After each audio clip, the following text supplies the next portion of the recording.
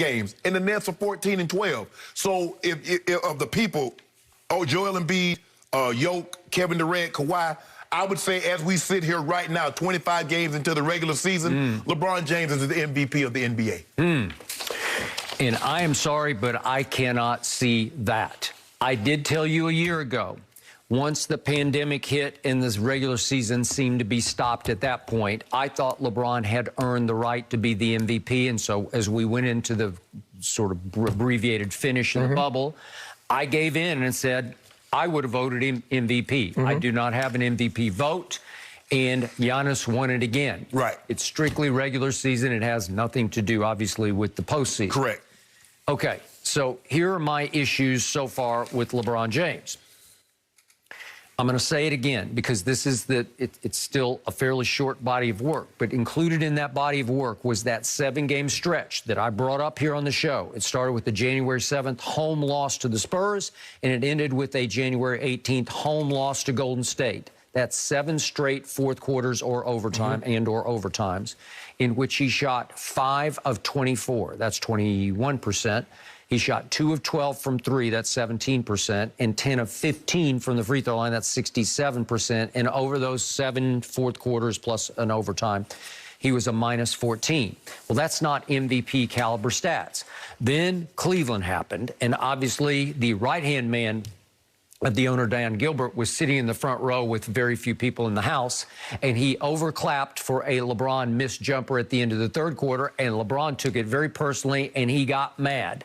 I always tell you, I love mad LeBron. I wish, for the Lakers' sake, they could put somebody in the front row every game to make him mad, because once he gets mad, he gets hot. And he scored 21 in the fourth quarter at Cleveland. So that's when he broke out of that slump.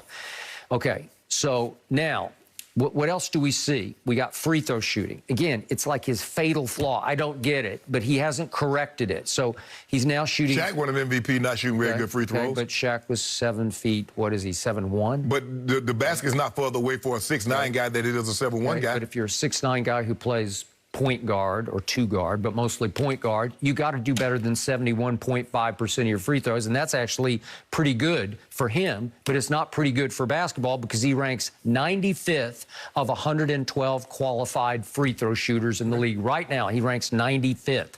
Is that MVP? Let me ask you a question. Of the 94 guys that's in front of him, who you taking in front of him? Okay, well, I'll take Joel Embiid, who did it again. What was he last night? 13 of 14 at Sacramento. Yeah. I watched the whole game. 6 of 15 from the floor. Just because I couldn't take my eyes off Joel Embiid. He's a monster. Yeah. And again, can he stay healthy? I don't know. He's already missed 5 games. I got it. I give you that.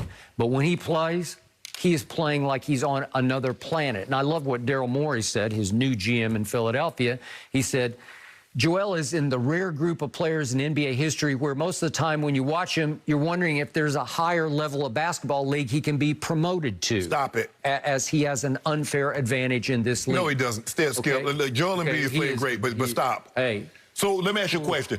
Is he playing at a level that stretch that Shaq went through? So Shaq had a 5-year window. Is Joel Embiid playing at that level? No, but Shaq is retired. He's not playing right now. That's what I'm saying. So that level that he's talking, Skip, come on. But compared to LeBron, I would say Joel's having a better year than LeBron. But see, here's the thing what you did. If you want to, Skip, I'm sure I can go in there and I can look at games and nitpick Joel Embiid's game, and I can nitpick Nikola Jokic, Yoke's game, or Kevin Durant or Kawhi. We can nitpick all we want to, but you look at the totality, the body of work, 25-8-8. Is 25-8-8, the second best record through all that. So why isn't Joel Embiid's record better than what it is then? Well, they've had the best record in the East most of the year. That's not saying anything. Okay, well, it's saying something. Oh, now it's saying something.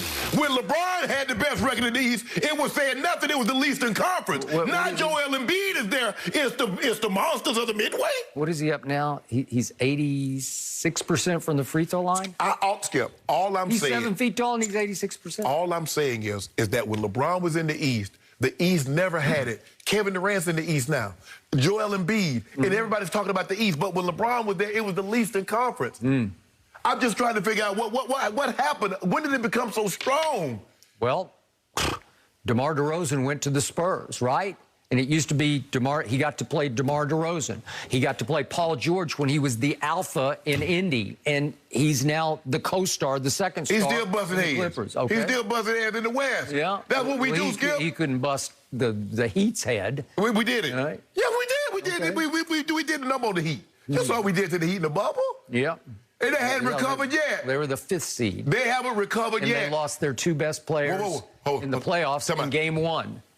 I know a 5th seed that just won the Super Bowl. Yep. The 5th seed. So don't give me nothing about no seed.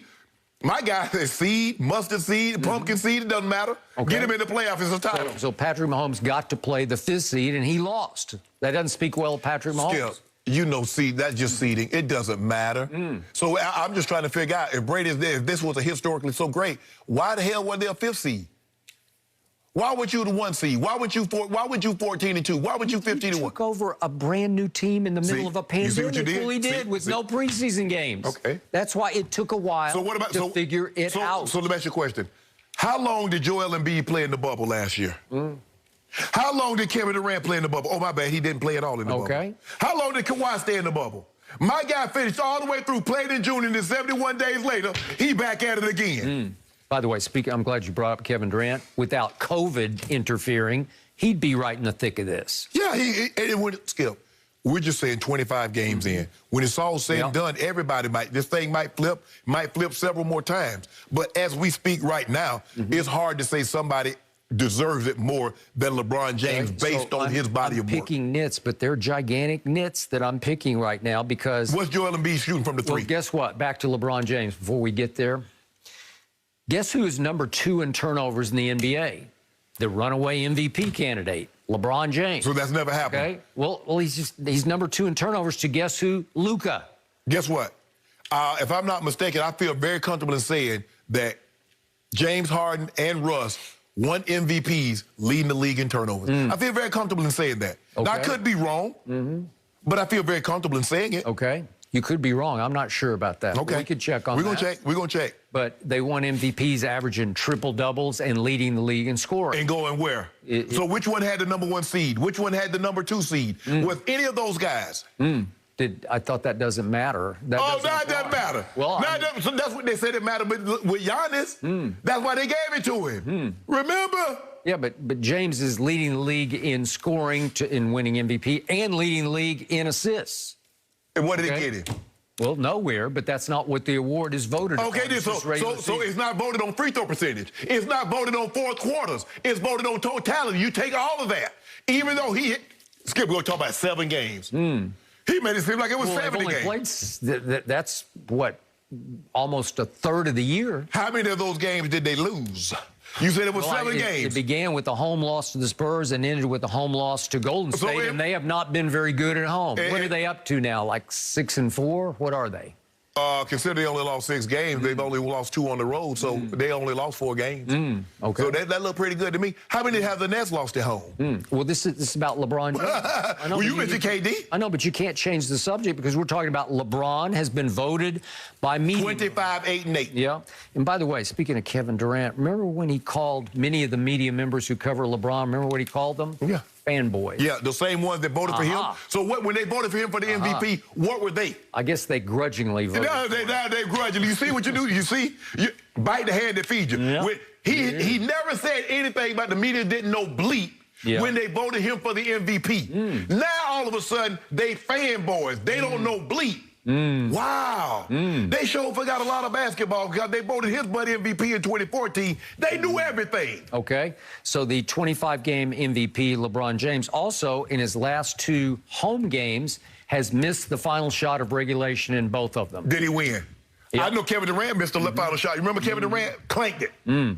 You ain't say a word. Well, this is the MVP, and he missed back-to-back at home against bad teams. Back-to-back. Bad teams. Detroit, Oklahoma City. So let me ask you a question. Are the Cavaliers a good team? Because they beat all 3 of the big 3 in Brooklyn. Are they a bad team or a good team? Okay. Are they going to the playoffs? And your point is? Okay, all these guys, Skip, every team has had a bad loss. It's hard to get up and play at that level every single night. Okay.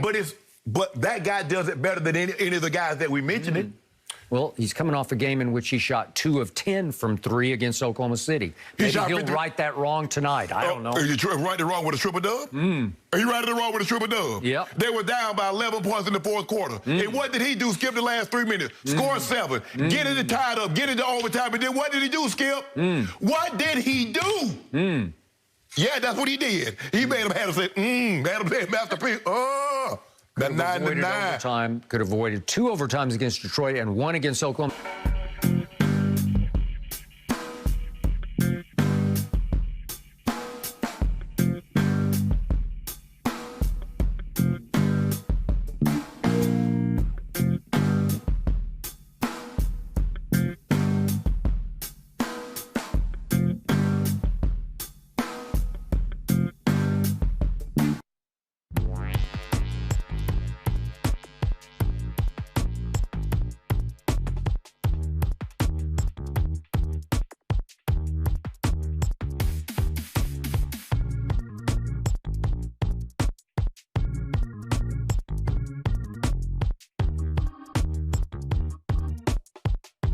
Abbreviated finish in the bubble.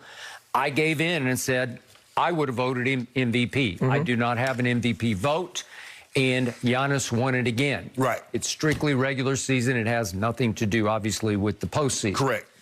Okay, so here are my issues so far with LeBron James. I'm going to say it again because this is it's still a fairly short body of work, but included in that body of work was that 7-game stretch that I brought up here on